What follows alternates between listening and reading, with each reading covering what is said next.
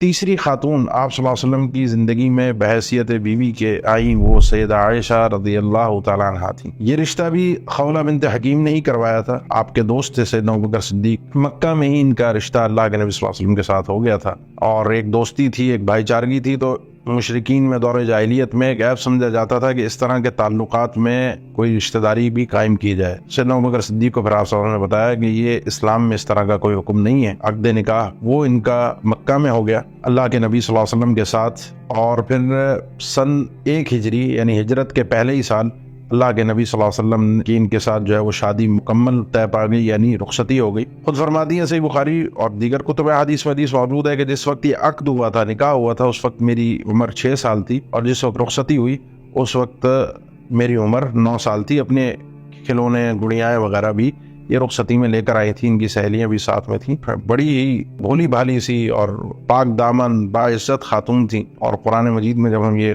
قصہ افک کا تذکرہ آتا ہے اور صحیح بخاری میں جب اس کی تفصیلات پڑھی جاتی ہیں تو رونگٹے کھڑے ہو جاتے ہیں۔ یہ اعزاز ہے اللہ تعالیٰ نے، جو سورہ نور ہے اس میں ہم پڑھتے ہیں 10 آیتیں تو خاص طور پر، اور باقی 8 آیتیں اس کے ضمن میں، ٹوٹل 18 آیتیں اللہ تعالیٰ نے اس قضیے میں نازل فرمائی کہ جن لوگوں نے سیدہ عائشہ رضی اللہ تعالیٰ عنہا پر تہمت لگائی ہے جھوٹے ہیں، اور ام المؤمنین کے متعلق ایک اچھا گمان، ایک اچھی سوچ ہونی چاہیے تھی۔ ان کی تربیت اور ان کا خاندان، یہ سب چیزیں اس چیز کے اندر اثر انداز ہوتی ہیں۔ تو یہ ساری باتیں یہ اس خاتون کے لیے ایک اعزاز رکھتی ہیں، اور بڑی ہی فقیہ قسم کی خاتون تھیں۔ عمر بن عاص صحیح بخاری کی حدیث ہے رضی اللہ تعالیٰ عنہ، سوال کیا اللہ کے نبی صلی اللہ علیہ وسلم سے غزوے سے واپسی پر کہ من احب الناس الیک، سارے لوگوں میں آپ کون سب سے زیادہ پسند ہے، محبوب کون ہے؟ آپ نے فرمایا تھا عائشہ۔ یہ واحد خاتون ہے آپ کی بیویوں میں جن کی شادی آپ صلی اللہ علیہ وسلم سے ہی ہوئی، ڈائریکٹ کنواری تھیں، اور یہ ایک ہی شوہر تھے آپ کے، کیونکہ آپ صلی اللہ علیہ وسلم کے دنیا سے جانے کے بعد کہیں اور نکاح تو ممکن ہی نہیں تھا، اللہ تعالیٰ کا حکم تھا۔ سیدہ عائشہ رضی اللہ تعالیٰ عنہ فقیہ خاتون،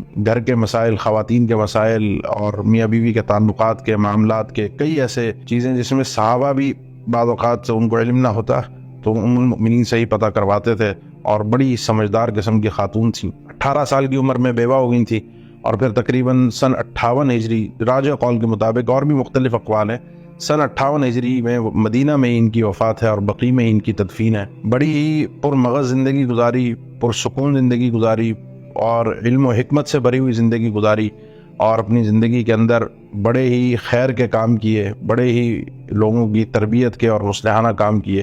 ایک شاندار زندگی تھی۔ اللہ ان سے راضی ہو، اللہ ان کی جہود کو قبول فرمائے، اور اللہ ہمیں بھی ان سے راضی رکھے۔